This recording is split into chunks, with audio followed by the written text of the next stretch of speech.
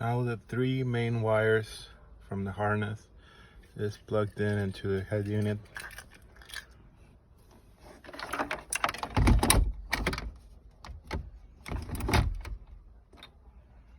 I'm gonna put the key on.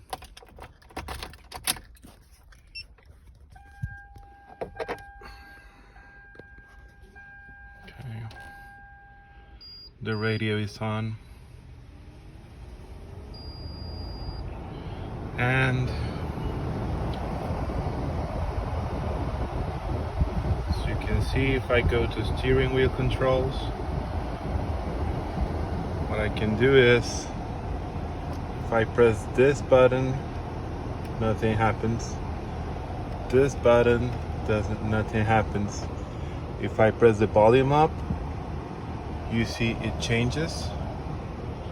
Volume down, it changes. If I press the mode, it does not change. If I hit the up or down, it changes, but these do not work.